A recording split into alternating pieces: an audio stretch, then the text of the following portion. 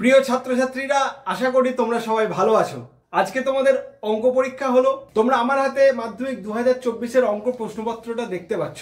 এই মুহূর্তে তোমরা অনেকেই হয়তো খুবই কনফিউজড হয়ে আছো যে কোন কোন অঙ্কগুলো ঠিক হলো, বা যে অঙ্কটা আমি পারলাম না কেন পারলাম না, কি উত্তর হতে পারতো, সবকিছুই আমি আজকের ভিডিওতে আলোচনা করব।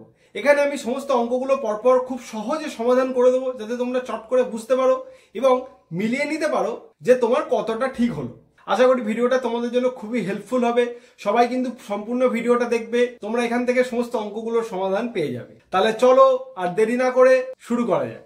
এই হলো মাধ্যমিক 2024-এর অঙ্কের প্রশ্নপত্রটি। আমি প্রশ্নপত্রটি সলভ করছি, তোমরা সবাই একটু আমার সঙ্গে মিলিয়ে নাও। প্রথম এমসিকিউটা দেখো, সরল সুদ ও চক্রবৃদ্ধি সুদের হার বার্ষিক 10% হলে দ্বিতীয় বছরে কোন মূলধনের সরল সুদ ও চক্রবৃদ্ধি সুদের অনুপাত? এটা দেখো 20:21। 2 বছরের সরল সুদটা হবে 20 আর চক্রবৃদ্ধি সুদটা প্রথম বছরে 10, দ্বিতীয় বছরে 11, তাহলে 20:21, অপশন এ।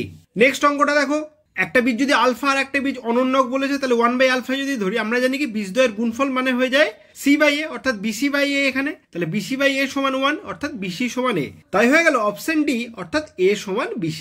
নেক্সট 3-এর এমসিকিউটা দেখো, দুটো বৃত্ত যদি অন্তঃস্পর্শ করে, তাহলে আমরা জানি কেন্দ্রদ্বয়ের মধ্যে দূরত্ব হয় বড়টার ব্যাসার্ধ থেকে ছোটটার ব্যাসার্ধ বাদ। তবে ছবিটা যদি আমি দেখি এরকম দেখতে হবে। এটা ধরো পুরোটা 7 সেন্টিমিটার, এটা হচ্ছে এইটুকু হচ্ছে 5, তাহলে কতটা দূরত্ব দুটো কেন্দ্রের মধ্যে? না 7 - 2, অর্থাৎ 2 সেন্টিমিটার, অপশন বি। নেক্সট 4-এর এমসিকিউটা দেখো, tan θ প্লাস cot θ সর্বনিম্ন মান। এটা খুবই সুন্দর একটা অঙ্ক। আমরা জানি কি arithmetic mean always greater or equal to geometric mean. তার মানে tan θ প্লাস cot θ বাই 2 সবসময় greater or equal two √of tan θ cot θ হবে। এবার √of tan θ cot θ মানে 1, অর্থাৎ tan θ plus cot θ greater or equal to 2, তাহলে tan θ প্লাস cot θ মিনিমাম মান 2 হবে। তাহলে অ্যান্সার হয়ে গেল অপশন বি 2। 5-এরটা দেখো, সমান ভূমি বিশিষ্ট একটি নিরেট অর্ধগোলক আর নিরেট চোঙ। তার মানে ছবিটা কিরকম, এরকম যদি অর্ধগোলক হয়, তাহলে এর ঘনফল কি হবে? 2/3 πr3। আর উচ্চতাটা হচ্ছে, তার মানে কি এই যে গোলকটার যে ব্যাসার্ধ সেটাই হয়ে যাবে চোঙটার উচ্চতা। তাহলে চোঙটার আয়তন হয়ে যাবে πr² h মানে r এখানে, অর্থাৎ πr3।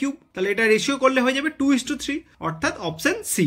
6-এর অঙ্কটা দেখো, প্রথম 10টা স্বাভাবিক সংখ্যার গড়। গড় কত হয়? স্বাভাবিক সংখ্যা প্রথম 10টা স্বাভাবিক সংখ্যা যোগফল 55, 55/10 করলে 5.5। মধ্যমা কত হবে? যেহেতু 10টা পদ আছে, তার মানে 5তম 6তম পদের গড়, তাহলে 5তম পদ হচ্ছে 5 + 6/2, অর্থাৎ 5.5। তাহলে এ আর এম এর মানটা কি হলো? সমান হয়ে গেল, অর্থাৎ অপশন ডি। এই হলো তোমাদের 6টি এমসিকিউ। নেক্সট 2-এর দাগে শূন্যস্থান পূরণ দেখো, পি এর মান কত হলে এইটা দ্বিঘাত সমীকরণ হবে না? তাহলে দ্বিঘাত সমীকরণ কখন হবে না? যখন x² এর সহগটা 0 হয়ে যাবে, তাহলে এটা দ্বিঘাত থাকবে না। তার মানে p - 3টাকে 0 হয়ে যাবে, বা p = 3। তাহলে অ্যান্সার হয়ে গেল p = 3।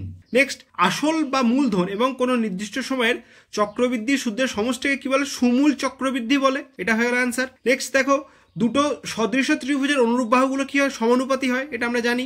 4-এরটা দেখো, sin θ - 30° সমান হাফ। সাইন হাফ মানে sin 30°, তাহলে এটা হয়ে যাবে θ - 30° সমান 30°, অর্থাৎ θ মানে 60°। তাহলে cos 60 এর মান কত হয়ে যায়? হাফ, অর্থাৎ অ্যান্সার হয়ে গেল হাফ। নেক্সট দেখো, লম্ববৃত্তাকার শঙ্কুর আয়তন ভি, ব্যাসার্ধ ক্যাপিটাল আর উচ্চতা ক্যাপিটাল এইচ হলে আমরা কি জানি? ভি সমান 1/3 πr²h, অর্থাৎ এইচ ইকুয়ালস টু হয়ে গেল তাহলে 3v/πr²। এটা হয়ে গেল অ্যান্সার। নেক্সট 6-এরটা দেখো, ঊর্ধ্বক্রমে যদি দেওয়া আছে নাম্বারগুলোকে, তাহলে তথ্যের মধ্যমাটা বলেছে 24। তাহলে দেখো টোটাল কটা সংখ্যা আছে? 9টা আছে। তার মানে মধ্যমা কততম হবে? 5তম পদটাই মধ্যমা হবে। তাহলে x + 2 যেটা, সেটাই হচ্ছে মধ্যমা। তাহলে x + 2 এর মানটা হচ্ছে 24, x সমান হয়ে গেল 22। তাহলে অ্যান্সার হয়ে গেল x এর মান হলো 22। নেক্সট 3-এর দাগে দেখো, সত্য মিথ্যা বা ট্রু ফলস। প্রথম অঙ্কটা দেখো, যদি মূলধনের অনুপাত ABC হয় আর সময়ের অনুপাত যদি XYZ হয়, তাহলে আমরা কি জানি? লাভের অনুপাতটা কি হয়ে যাবে? মূলধন ইন্টু সময়, তাহলে AX BY CZ, তাহলে এটা ট্রু, সত্যি।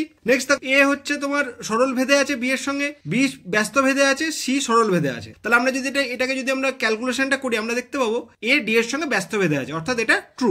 নেক্সট 3-এরটা দেখো, কোন বৃত্তের দুটি জ্যা কেন্দ্র থেকে সমদূরবর্তী হলে তারা অবশ্যই সমান্তরাল হবে। এরকম নাই হতে পারে, যেমন দেখো এই ক্ষেত্রে দেখো, এই জ্যাটা আর এই জ্যাটা কেন্দ্র থেকে সমদূরবর্তী, এদের দৈর্ঘ্যটা সমান হয়, কিন্তু এরা সমান্তরাল যে হয় এটা আমি গ্যারান্টি দিতে পারি না। তাহলে এটা হয়ে গেল ফলস। নেক্সট দেখো, ঘড়ির কাঁটার ক্ষেত্রে 2 ঘন্টায় π/6 রেডিয়ান কোণ আবর্তন করে, এটাও ফলস। কারণ কি আমরা জানি 12 ঘন্টা মানে হচ্ছে 2π রেডিয়ান, তাহলে 1 ঘন্টা মানে π/6 আর 2 ঘন্টা মানে π/3, তার মানে এটাও ফলস। নেক্সট দেখো, নিরেট গোলক ও নিরেট অর্ধগোলকের সমগ্রতলের অনুপাত। নিরেট গোলকের সমগ্রতল কত হয়? 4πr², অর্ধগোলক হলে তার 3 পাই আর স্কোয়ার হয়ে যাবে, যেহেতু তলাটাকেও আমরা কাউন্ট করতে হবে, তাহলে 4:3, অর্থাৎ এটা হয়ে গেল ফলস। নেক্সট দেখো n তম শ্রেণীর গড় বলেছে x বার, তাহলে আমি যদি সংখ্যাগুলোকে x1 x2 এইভাবে xn অবধি ধরি, দেখো এই গড় মানে এটা বাই n সমান হচ্ছে x বার। এবার এই x1 থেকে xn পর্যন্ত যোগফলটা বলে দিয়েছে ক্যাপিটাল K, তাহলে এখানে কে বসিয়ে দিলাম, তাহলে K plus xn by n মানে হচ্ছে x বার। তাহলে এখান থেকে আমরা xnটা কি পেয়ে যাবো, n x bar minus K, অর্থাৎ এখানে যে মানটা দেওয়া আছে এখানে n-1 এটা ভুল আছে, তাহলে এটা হয়ে গেল ফলস। দেন নেক্সট 4 দাগের গুলো দেখো, এখানে সংক্ষিপ্ত প্রশ্ন 2 নম্বরের। 500 টাকার 10% চক্রবৃদ্ধি সুদের হারে কত বছরে 105 টাকা হবে? এটা খুবই সহজ, 2 বছরে হবে। প্রথম বছরে 50 টাকা, দ্বিতীয় বছরে 55 টাকা, টোটাল 105 টাকা। ক্যালকুলেশন করেও তোমরা এটা দেখাতে পারো। আচ্ছা, দুয়েরটা দেখো, অংশীদারি কারবারে মূলধনের অনুপাতটা বলে দিয়েছে 3:8:5। আচ্ছা, ইলার লাভ বেলার লাভের চেয়ে 600 টাকা কম, তার মানে যদি আমি বেলার লাভটা 5x হয়, মূলধনের অনুপাতের লভ্যাংশ বন্টিত হয়, তাহলে বেলার লাভ লভ্যাংশ 5x, ইলার হচ্ছে 3x, তাহলে 5x মাইনাস 3x মানে 600, তাহলে এখান থেকে এক্সট্রা পাচ্ছি 300। টোটাল লাভ তাহলে কত হবে, সবগুলো যোগফল 16x মানে 16 × 300 মানে হচ্ছে 4800 টাকা, এই হলো টোটাল লাভ। নেক্সট দেখো, এটা আলফা বিটা হলে তাহলে এটা 1/α প্লাস 1/β মানে কি হবে, লসাগু হলো আলফা বিটা, উপরটা হয়ে গেল আলফা প্লাস বিটা, বীজদ্বয়ের যোগফল মানে হয়ে যাচ্ছে 22 আর গুণফল মানে হচ্ছে 105, তাহলে 22/105, তাহলে উত্তর হয়ে গেল 22/105। নেক্সট চারেরটা দেখো, এই অনুপাতটা দিয়ে 4:5, এখানে যদি আমরা যোগভাগ প্রক্রিয়া প্রয়োগ করে দিই তাহলে কি হবে, উপরটা দেখো 3x - 2y plus 3x plus 2y অর্থাৎ 6x হয়ে যাবে, নিচেটায় দেখো কি হয়ে যাবে -4y হয়ে যাবে, তাহলে এখানে কাটাকাটি করলে 3/2 হলো, আর এদিকটা একইভাবে, তাহলে উপরটা 9, নিচেটা হয়ে যাবে -1, মাইনাস মাইনাসও কেটে গেল, তাহলে 3 3 9, 9 আর 3 কাটাকাটি হলো, তাহলে x/y এর মানটা কত হচ্ছে 6। আবার যদি আমরা যোগভাগ প্রয়োগ করি, দেখো উপরটা x plus y by x minus y নিচে হয়ে যাবে, এখানে 6 প্লাস 1 মানে 7, 6 মাইনাস 1 মানে 5, অর্থাৎ অ্যান্সার হয়ে গেল 7:5। নেক্সট 5এরটা দেখো, এই বৃত্তটার ক্ষেত্রে বলে দিয়েছে, দেখো এখানে বিওসিটা হচ্ছে ব্যাস আর ABCD হচ্ছে একটা বৃত্তস্থ চতুর্ভুজ। এবার ADCটা বলে যে 110। এবার আমরা কি জানি, বৃত্তস্থ চতুর্ভুজের ক্ষেত্রে বিপরীত কোণগুলো হচ্ছে সম্পূরক, অর্থাৎ যোগফলটা 180, তাহলে এটা 110 হলে এখানে ABCটা ডেফিনেটলি 70 হবে, এই যে ABCটা 70। আবার আমরা কি জানি, অর্ধবৃত্তস্থ কোণ হচ্ছে সমকোণ, তার মানে BACটা হচ্ছে 90 ডিগ্রি, তাহলে এই ত্রিভুজটার ক্ষেত্রে এটা 90, এটা 70, তাহলে এই কোণটা কত হবে, ACBটা সবসময় হয়ে যাবে 20 ডিগ্রি, তাহলে অ্যান্সার হয়ে গেল 20 ডিগ্রি। আশা করি বুঝতে পেরেছো। এতদূর অব্দি ভিডিওটা দেখে থাকলে অবশ্যই লাইক করো, চ্যানেলে নতুন এসে থাকলে সাবস্ক্রাইব করতে ভুলো না, এত কষ্ট করে তোমাদের জন্য ভিডিওটা বানাই, এটুকু তো তোমরা করতেই পারো। নেক্সট 6 অঙ্কটা দেখো, এরকম একটা ABCD একটা ট্র্যাপিজিয়াম আছে, কর্ণ দুটো ও বিন্দুতে ছেদ করছে, কি দেওয়া আছে দেখো, AO বাই OCটা হচ্ছে 1:2, একইভাবে DO বাই OBটা হচ্ছে 1:2। তো এরকম যদি থাকে, আমরা এখানে জানি যে দেখো এই কর্ণ দুটো যে অনুপাতে ভাগ করছে, তাহলে আমরা কি পাবো, দেখো AO বাই OC সমান DO বাই OB সমান দেখো AD বাই BC।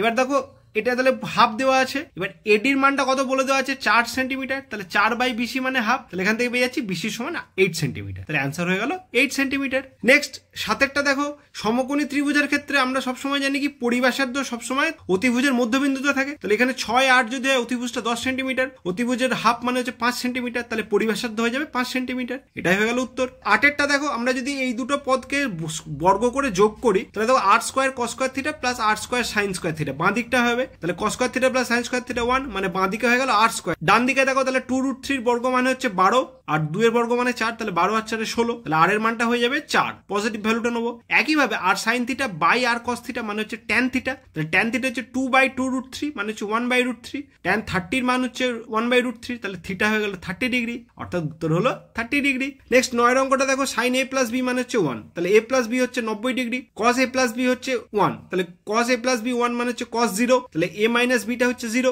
এবার যদি দুটোকে আমরা যোগ করে দিই, দেখো b কেটে গেল, 2 এর সমান 90 ডিগ্রি, অর্থাৎ a হচ্ছে 45 ডিগ্রি। আবার এখানে বসিয়ে দিলে b টাও পেয়ে যাচ্ছি 45 ডিগ্রি। cot 2 এর মান চেয়েছে, তাহলে cot 2 × 45 মানে cot 90 ডিগ্রি, cot 90 ডিগ্রি মানে 0, উত্তর হয়ে গেল 0। নেক্সট অঙ্কটা দেখো, গোলকের বক্রতলের ক্ষেত্রফল, বক্রতলের ক্ষেত্রফল কত হয় 4πr², এটাকে আমি S1 ধরছি, ব্যাসার্ধটা যদি দ্বিগুণ করে দিই তাহলে আটটা তাহলে হয়ে যাবে, এবার কি হয়ে যাবে 2r হবে, তাহলে এটা 4π × 2r হোল স্কয়ার অর্থাৎ 16πr², তার মানে কতটা বাড়লো, ইনক্রিমেন্ট হচ্ছে তাহলে 12πr², পাই পূর্বের মান হচ্ছে 4πr² ইন্টু 100%, তাহলে হয়ে গেল 300%। নেক্সট 11 অঙ্কটা দেখো, ঘনকের প্রতিটি তলের কর্ণের দৈর্ঘ্য 6√2, প্রতিটি তল মানে বর্গক্ষেত্র, বর্গক্ষেত্রের কর্ণ জানি আমরা কি a√2, তাহলে a√2 মানে 6√2, তাহলে a সমান 6, অর্থাৎ ঘনকটার বাহুর দৈর্ঘ্য 6। এবার সমগ্র তলের ক্ষেত্রফল, তাহলে 6a², তাহলে 6 × 6² মানে 6 এর কিউব মানে 216 বর্গ সেমি, এই হলো উত্তর। নেক্সট অঙ্কটা দেখো, বিভাজনের গড়টা বলে দিয়েছে 7 আর সামেশন এফআই এক্সআইটা বলা আছে 140। আমরা কি জানি গড় সমান summation f i x i by summation f i, অর্থাৎ সামেশন এফআই এক্সআই তে 140 দেওয়া আছে, তাহলে সামেশন এফআই হয়ে গেল 140 বাই 7 অর্থাৎ 20, তাহলে সামেশন এফআই এর মান হয়ে গেল 20। এই হলো উত্তর। এইভাবেই আমি তোমাদের সমস্ত শর্ট প্রশ্নগুলোর উত্তর করে দিলাম। আশা করি তোমাদের অনেকটাই সুবিধা হলো এবং তোমরা মিলিয়ে নিতে পারলে কে কটা ঠিক করে। আশা করি ভিডিওটা তোমাদের জন্য খুবই হেল্পফুল হয়েছে। ভালো লাগলে অবশ্যই লাইক করো, সবার সঙ্গে শেয়ার করো, সেই সঙ্গে চ্যানেলে নতুন এসে থাকলে সাবস্ক্রাইব করতে ভুলো না। এছাড়াও যারা যারা মাধ্যমিকের পরবর্তীতে অঙ্ক নিয়ে ভবিষ্যতে এগোতে চাও তারা অবশ্যই চ্যানেলটি সাবস্ক্রাইব করে রেখো, কেননা আমি এখানে 11-12 এর সমস্ত ম্যাথস টপিক গুলো আলোচনা করি, সেই সঙ্গে অন্যান্য কম্পিটিটিভ এক্সামের ম্যাথসও গাইড করে থাকি। তো খুব তাড়াতাড়ি পরবর্তী ভিডিও নিয়ে আমি হাজির হচ্ছি। সবাই খুব ভালো থাকবে। Take care.